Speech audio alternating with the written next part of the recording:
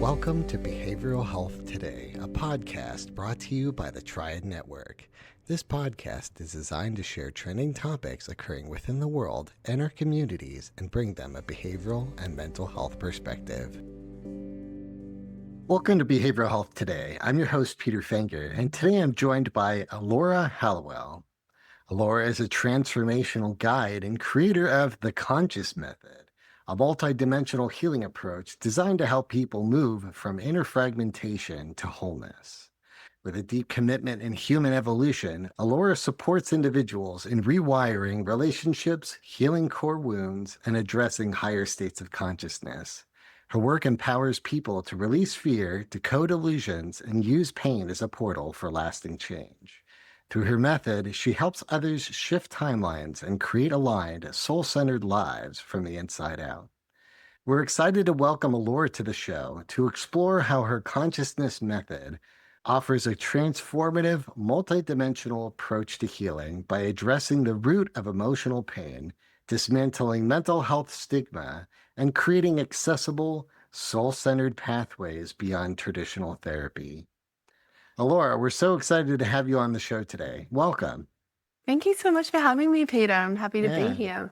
Yeah, well, I'm very excited to have you here. I know your consciousness method was very exciting to learn about. So as we begin, I'm curious, share with our listeners your story of awakening and how your near-death experience transformed your understanding of healing and consciousness.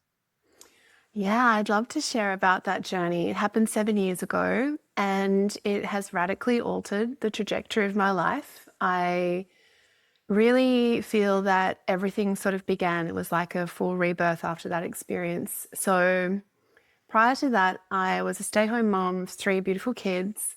I didn't really have a spiritual path. I was really trying to survive the day, the lunches, the school drop-offs, the coping with sort of emotional dysfunction on some levels, like a suppression of my emotions, trying to deal with, an ex-husband now that was very dysregulated, trying to just survive life. So I was not really looking for a spiritual practice, although I did feel very innately that something was missing and something was very blocked within me. And friends invited me to a meditation retreat. And I thought, what a great chance for a holiday. And I went along and I was really blown away by my experience of the energy in that space. And I never really experienced energy before, but I could feel it like a visceral sensation, like there was something more to my human experience than just my physical being and my thoughts and just my everyday life. And I ended up one morning going for a walking meditation on a beach where we all walked down to the beach and we had our headsets in and we're going to listen to a meditation. And as I stepped onto that sand, I realized something was not right within me. And I could feel this sort of energetic movement in my body where my consciousness, which I now identify as my consciousness, was moving from my toes all the way up my legs. And it was almost gathering momentum, and felt myself being pulled down to the sand and lying down, closing my eyes, and everyone was off doing their own thing. So it wasn't like I looked particularly, out of place, but I was weighted to the ground. I could not move. And I felt my consciousness move up out of the top of my head spontaneously. And as it moved out, I could actually see my body lying on the ground. And as it moved further out, my consciousness actually merged with this beautiful, beautiful, bright light. And then I realized I was going somewhere, and there was really no going back to my body at that point. It was very much an ineffable experience, hard to describe the immense nature of that merging back to the light.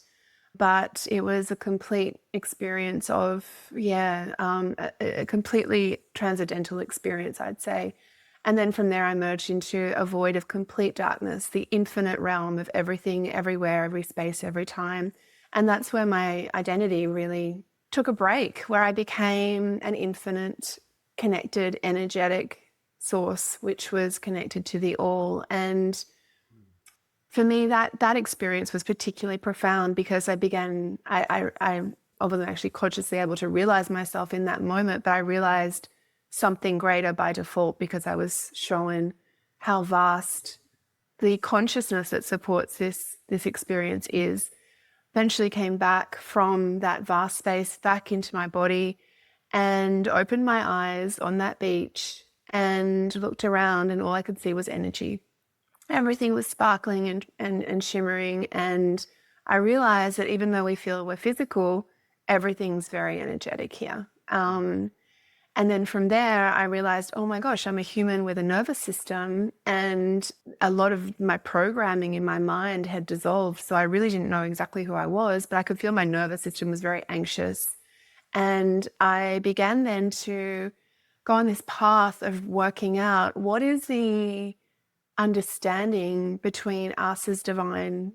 Divine is kind of a strong word, but spiritual beings that are energetic Sure. beings Yes. that when they touch that space know that we're truly loved, truly worthy, truly understood, truly connected.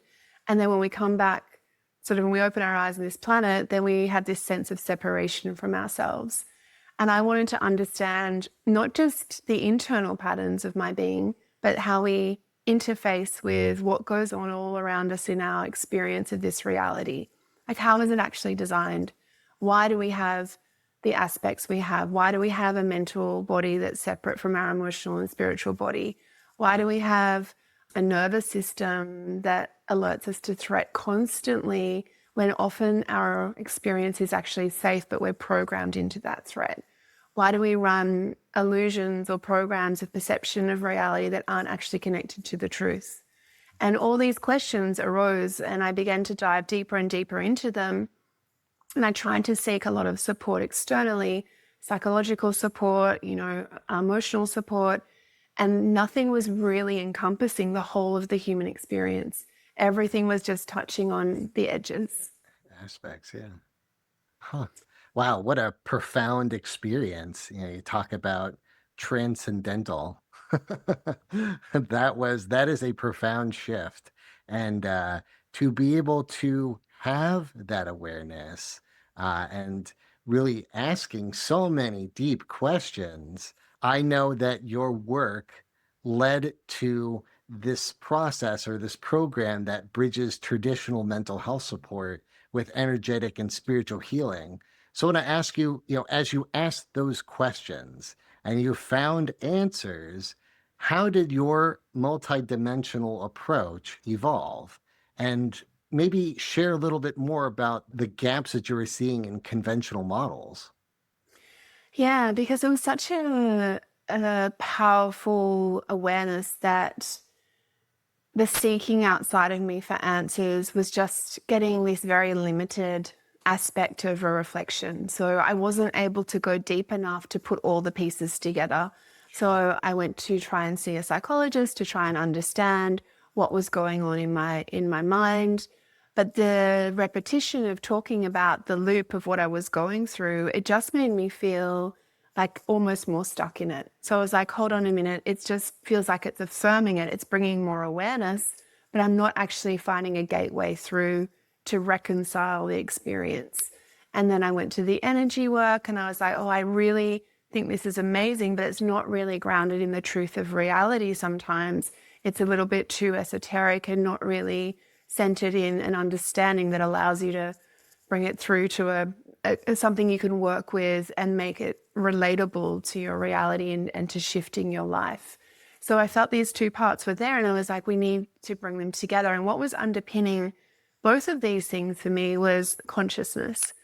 And consciousness is really the broad spectrum inclusion of all aspects of ourselves. So our emotional body, our mental body, our physical body, the whole of our construct of how we perceive and perpetuate our realities.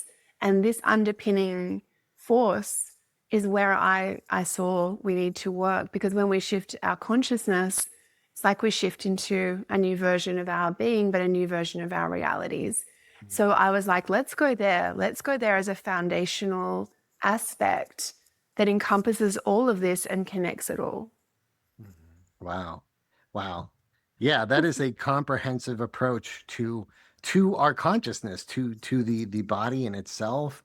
I know I shared this last time that we had met, and I've been reading a book called The Artist's Way.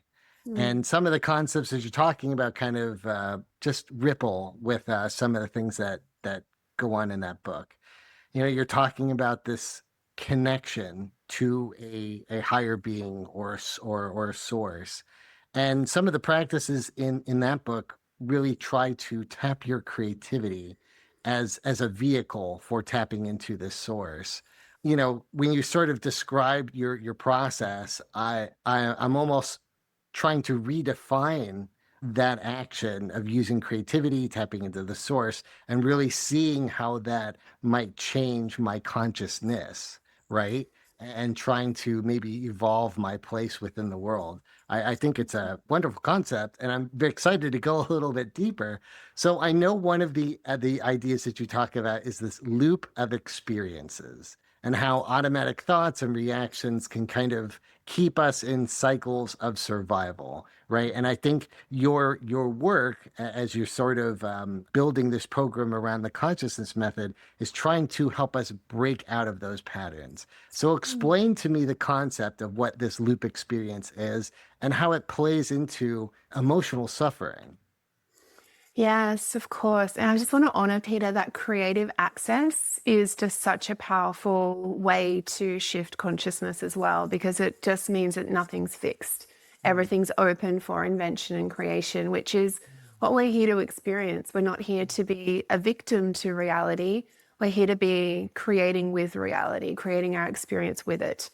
So that looping for me is really that space where we feel, and I felt this in myself, and I feel this with everyone I've worked with, is that we feel like a victim to reality because we're in such an automatic, almost self-made prison of these very predictable thought forms, these very predictable emotional responses, our very predictable behaviors that keep us in a very limited aspect of our expression.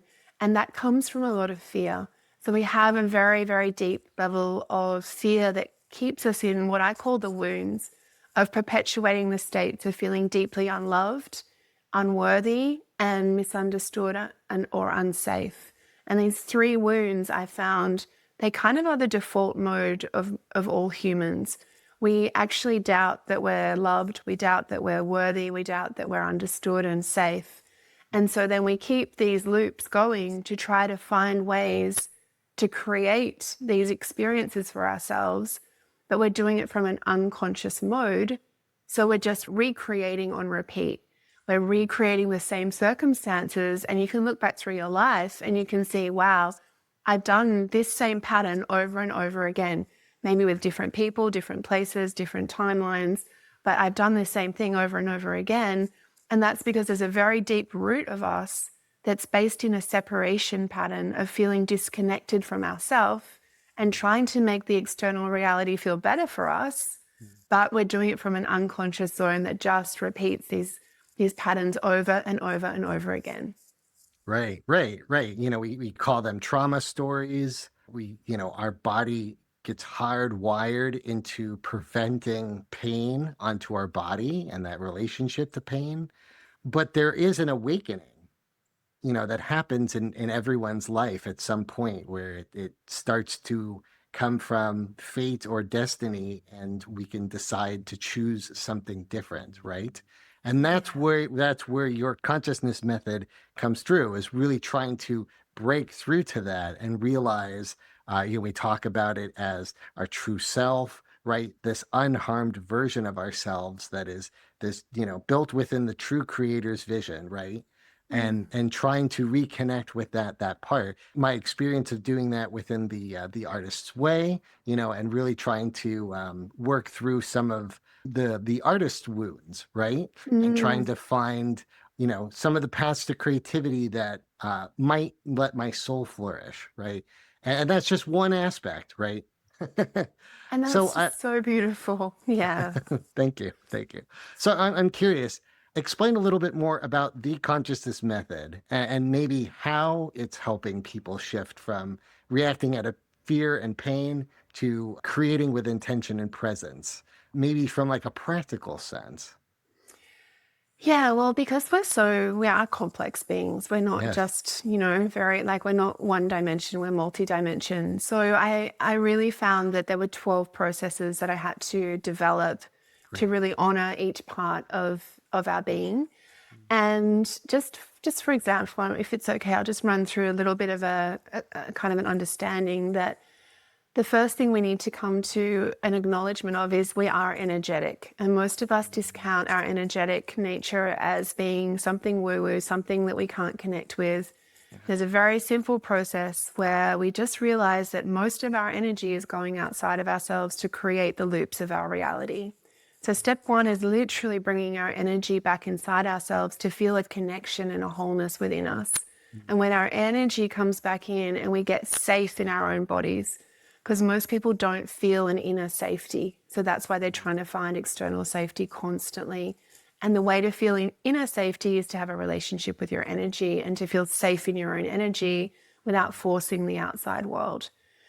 When you're safe there, we then need to go through where your pain and fear is stuck in your body. We might talk about that in a minute, but where your pain and fear is where you're anchoring an external reality that connects you to the same loops. And then we want to understand that all of humanity is actually running separation programs. So anything that you think about yourself that is wrong, defective, a problem, an issue is actually a pathway of evolution. So everyone has a core wound and everyone separates from themselves to experience this ongoing looping, but we actually can flip and reverse that pattern and find our purpose, our genius, our true essence flowing through from realizing that these wounds are just gateways back home to ourselves. Yes. Yeah, no, I love these concepts. There are a couple thoughts I have around it. The first one you're talking about, this practice of cultivating within. And I had a really interesting conversation with another the other day, and they're talking about or labeling that as the heroine's journey Mm. because they described as the hero's journey is something going outward, right? I'm searching, something's wrong with me, and I search outward to find it. But she described the heroine's journey as something cultivating from within. When I don't have a cave in order to meditate, I'm able to cultivate that within myself in that moment. And I think that's a beautiful practice.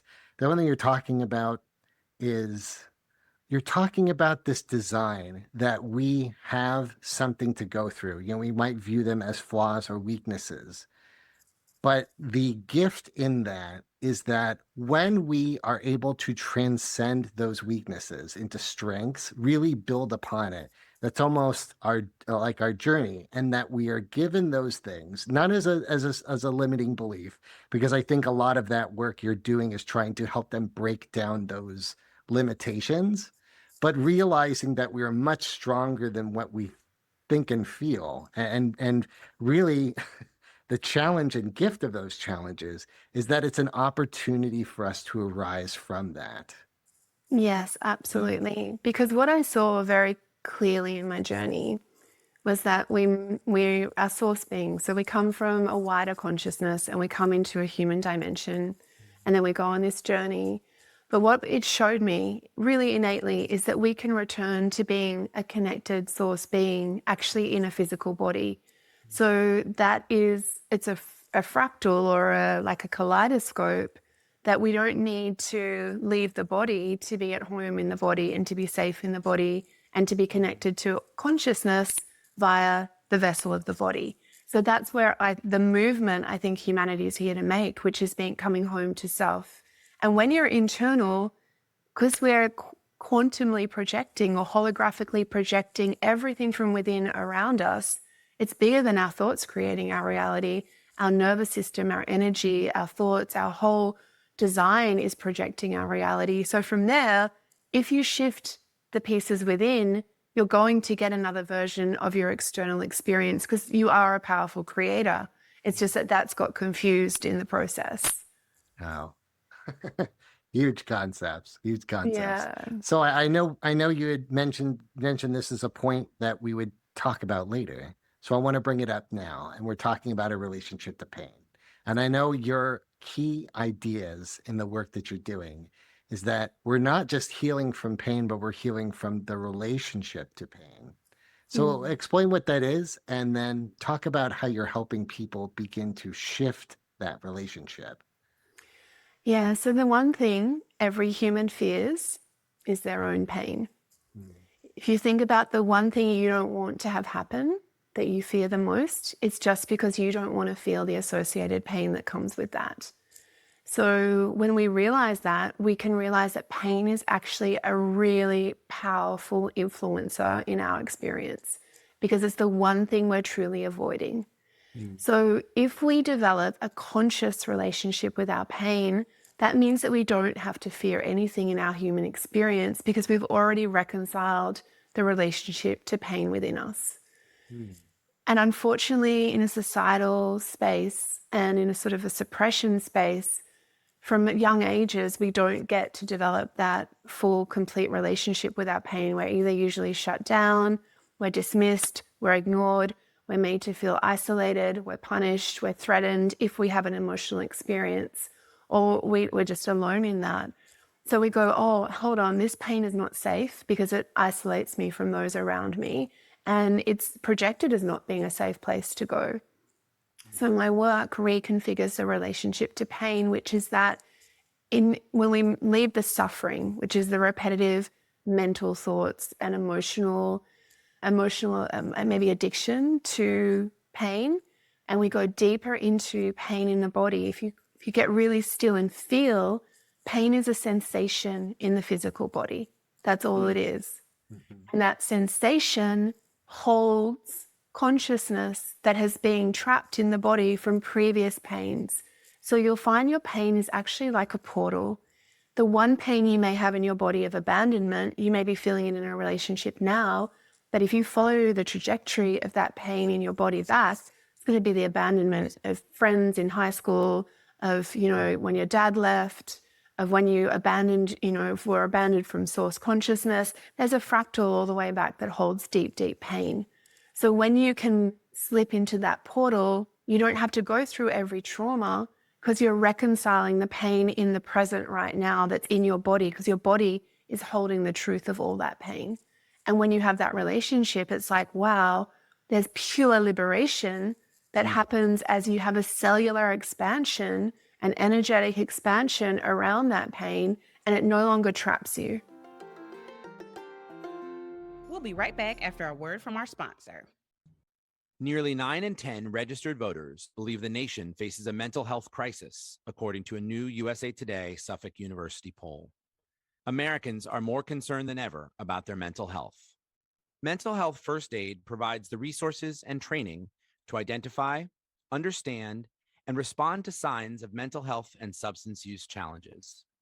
It provides the confidence and skills needed to offer life-saving assistance, and it provides peace of mind. Our experts provide mental health first aid training for adults, teens, caregivers, veterans, law enforcement, EMS, and school faculty. Mental health concerns are on the rise, but evidence-based training through mental health first aid can make a difference. Visit mentalhealthfirstaid.org to find a course near you, or email hello@mentalhealthfirstaid.org to schedule a training. Courses are available for individuals, groups, organizations, and companies of all sizes. Visit mentalhealthfirstaid.org and make a difference in your community.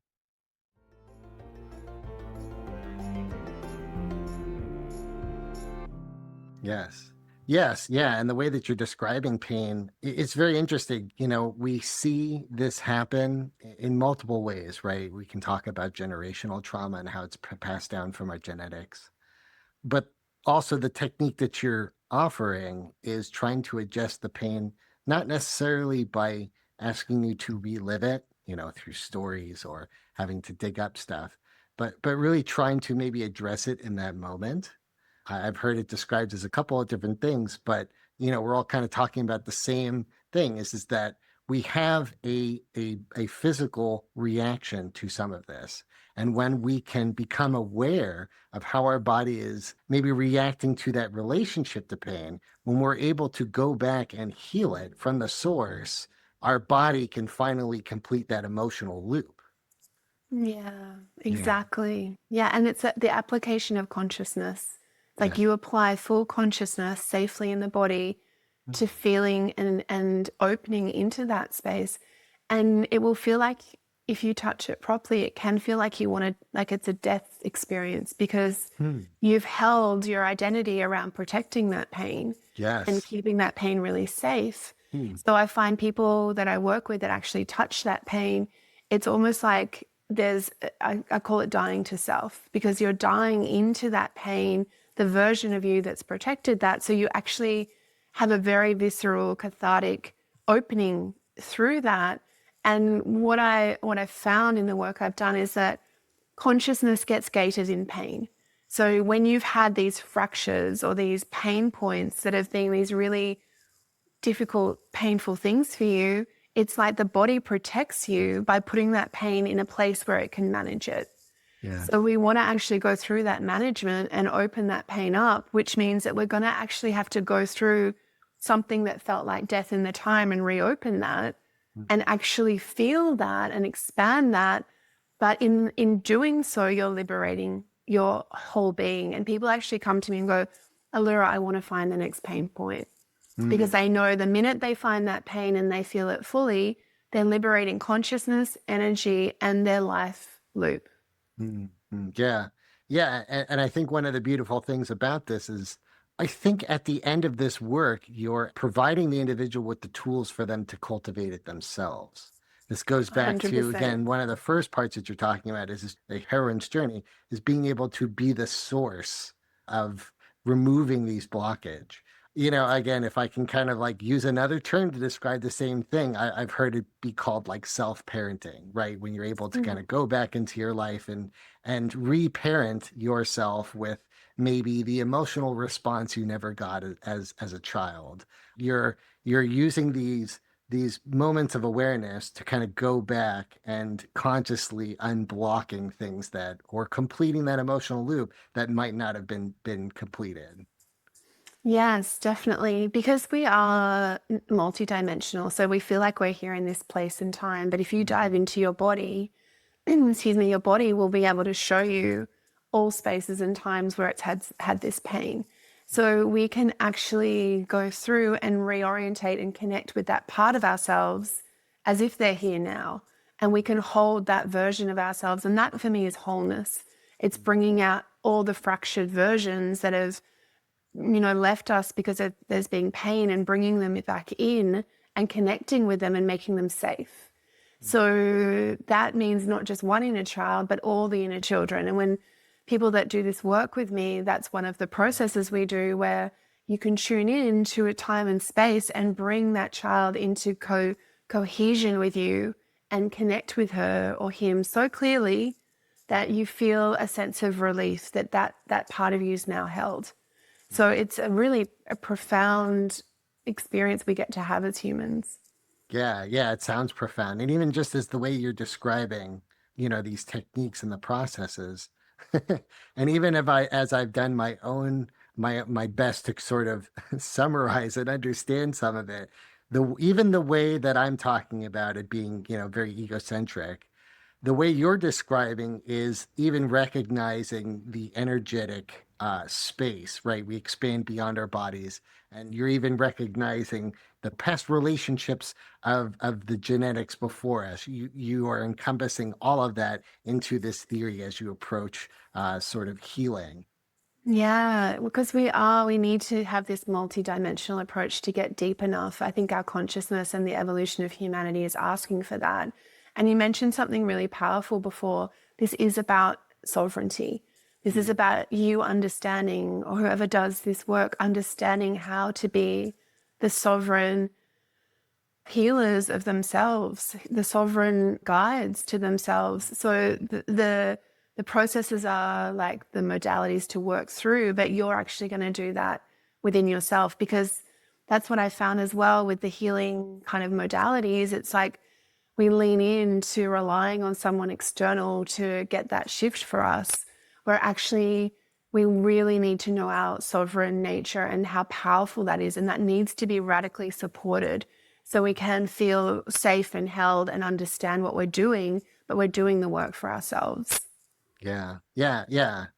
And the interesting part is you sort of describe it as it sort of being individual process, I know that your 12-week program includes both individual reflection, but also intimate group work.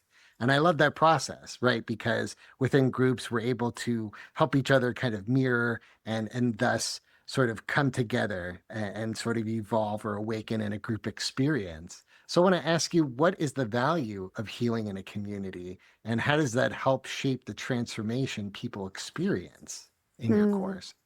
Yeah, that's such a powerful question. I find some people, when they first hear this work, they go, oh my gosh, that feels like another language. It feels like they're speaking a complete other language. Exactly. Yes, I had Yeah, that experience. I know it's a lot, right? And Yes. that's because it's another layer of consciousness that I'm holding, and I'm inviting you to step into that consciousness, which is what I was asked to do when I had my out of body experience. It was like a fast track in my evolution that showed me Yes. this level that we all have access to. It's not me, it's not special to me, it's for everybody. So in a group, what we all do together is we're all scaffolding and reflecting and seeing everyone's evolution through the consciousness, but also knowing that there are these very core stages that we have to go through in the unwinding. And some of the biggest work I do is supporting people to see where they've trapped themselves in their own illusions of what they think things are. So dysfunctional relationships, survival modes of being with jobs, feeling disconnected from people they love, feeling like they're trapped into some medication for their minds, or they're trapped into some level of financial situation, or whatever it is, this consistent sort of tapping in and going, is that really the truth for you? Is that really where we need to find, where you're leaning into truth? And that as a group process is amazing, because you get to witness people challenge things that they thought were fixed and go, actually, this is no longer fixed in me, because I felt the pain and fear below it and processed it so deeply. And then I've transformed my whole reality. So being in that supportive zone to see the steps and the stages, and also know that you can do this work. And I have a podcast called the Consciousness Method Podcast, where it's just interviewing the beautiful humans that have had life-changing shifts from becoming aware of this consciousness. And the thing they'll all say is it's an ongoing evolution. Like, it's like getting the keys to the design, but you keep unlocking the doors and you keep stepping through. And I think this concept that we heal and we're done is not real. We actually are evolving our whole existence. So knowing a method to go through that and evolve your consciousness is so supportive and so nurturing. And to do it in a community that speaks the same language is like, wow, it's really fun. Yeah, I can imagine. And it can be so comforting being in a group that understands, to where, you're kind of pushing each other, knowing that there is space for your evolution. I'm going to use Yeah. your term, right?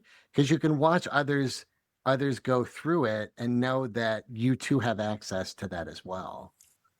Yeah. Yes. Yeah. Yes. And everyone has access. So I know you've worked with people from all walks of life. I know you've worked with people that have struggled with mental health and career issues and spiritual crisis. I want to ask you, what connects all of those challenges at a root level? What connects them is the human that's seeking, that Mm. knows that I am having an experience and there has to be something else, which was what my motivation was as well. There was like that niggling feeling of, this can't be it. This can't be my existence, my life, where I get stuck. So I think it's that core motivation that the people that find me, they've often done multiple modalities. They've tried healing, they've tried, sort of traditional mental health work, they've tried all sorts of things, and they're looking for something that's comprehensive, because they are a seeker, they're a natural seeker, and they have a core belief that it doesn't have to be stuck. And that's, and they're the ones, because it does demand that drive on some levels. Like you need to have the impetus to want to change, and then that drives the process. And that I often have to help people develop, because they feel like a victim to their reality. They know something should be different, but they're not sure what. So it's getting over that loop that you are actually able to have a different experience here. So once that gets initiated, that they're like, oh wow, I tried this internally, I feel this shift of my consciousness, something shifts around me, and then they begin to get the momentum. It's like, wow, everything that happens around you, every challenge, every roadblock, every limitation is only a reflection of where we need to do the work. Once we get Yeah. that work done, Yeah. that dissolves. That key, that door opens, that key is used. We go to the next level and we just keep processing through consciousness. Yeah. Yeah. Again, you're talking about keys. Keys and being able to unlock these things. And it sounds just like what you're describing of being able to have the tools and understanding the maybe shift in your mindset and the breakdown of barriers that might make up our limiting beliefs and how far that can go when we start to get curious and unlock things. Mm. Yeah. Yeah, that's so profound. And it's the mind, but the mind connected to the nervous system, connected to the emotional response, connected to the energetic expression.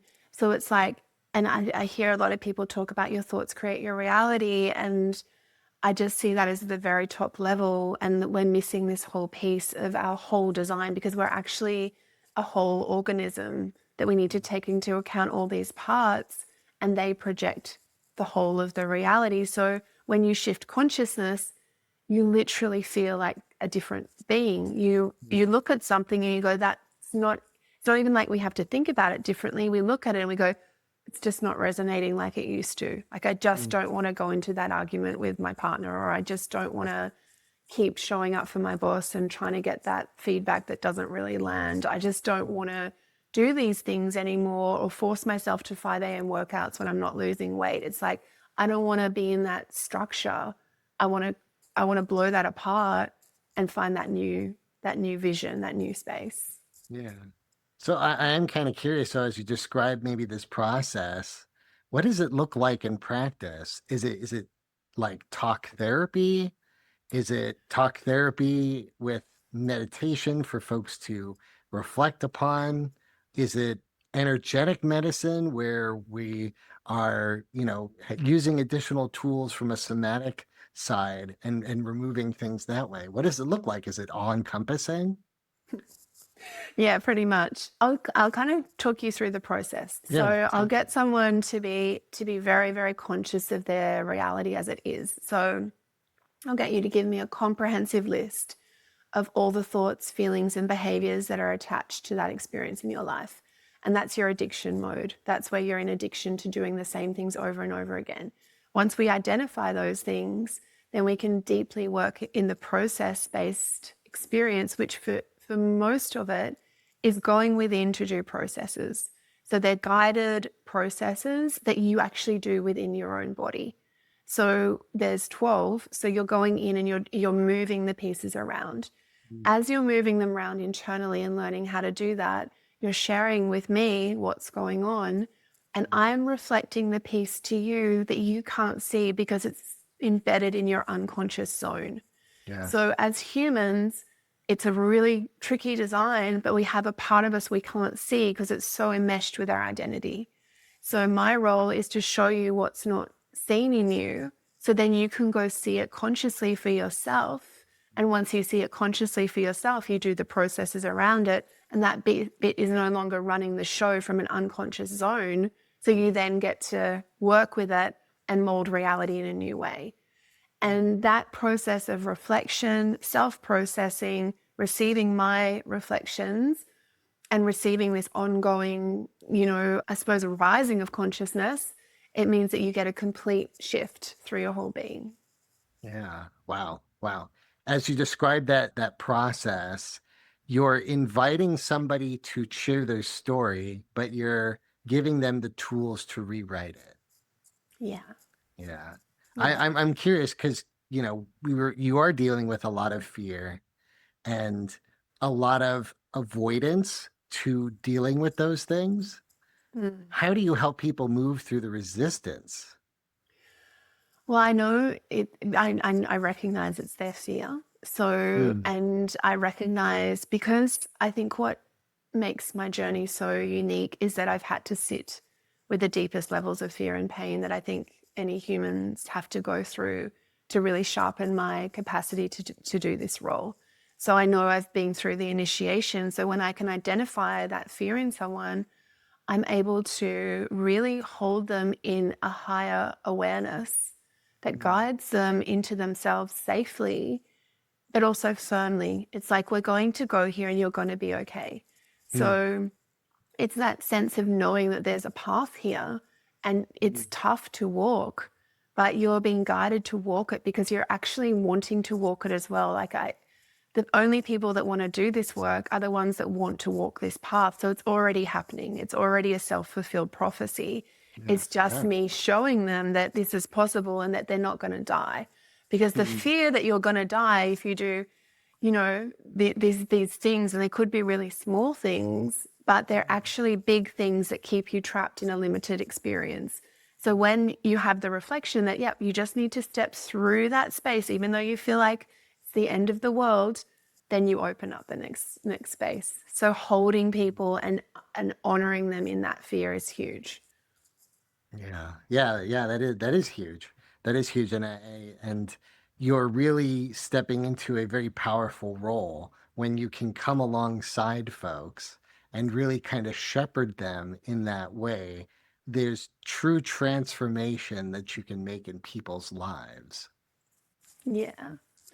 And that's really why, that's my why. It hasn't come from I'm going to go do a course or I'm going to study this. It's really come from the consciousness, and it's really driven me in a way that, it's showing me what I'm here for and what I'm here to do. And I believe everyone has a unique ray of consciousness of their own gifts that they're here to bring forward. And when we clear that wounding and we clear that pain and fear, I witness people I work with stepping into that constantly.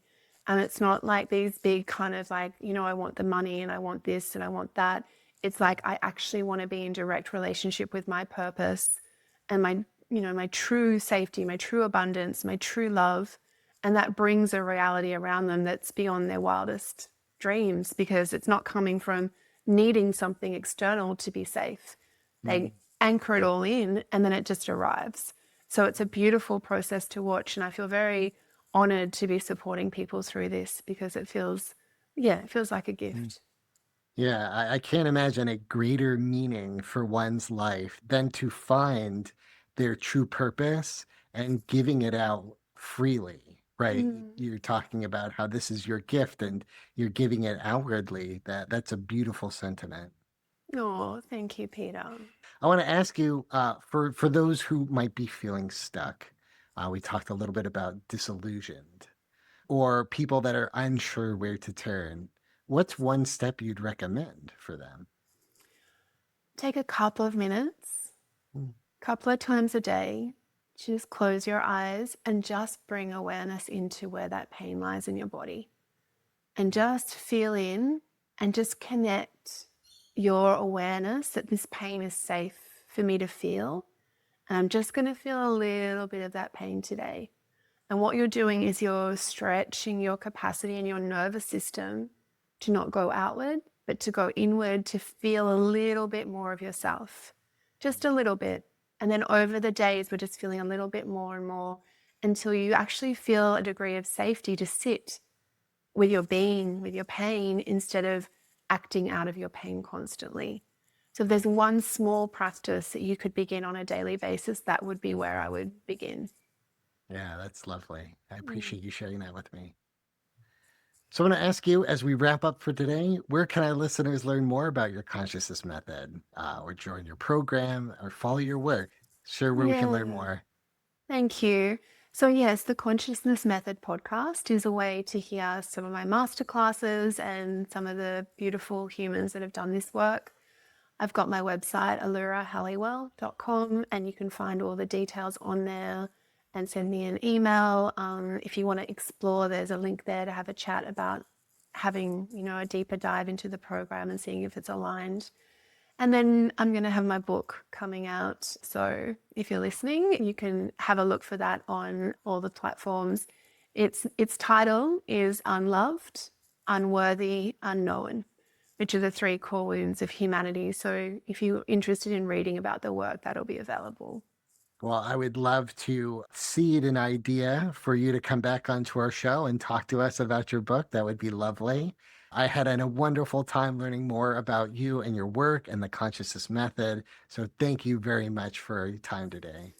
Oh, thank you, Peter. And thank you for your beautiful, inspirational questions. It's been such a gift to share today. And yes, I'd be honored to come back.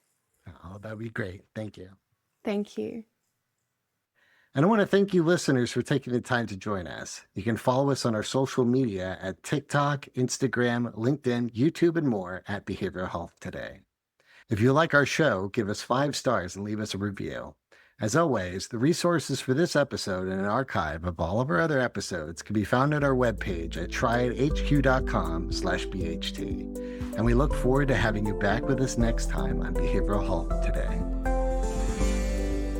We appreciate all the support from our community, and if you like our show, one of the best ways you can support it is by giving us a 5-star rating and leaving a review.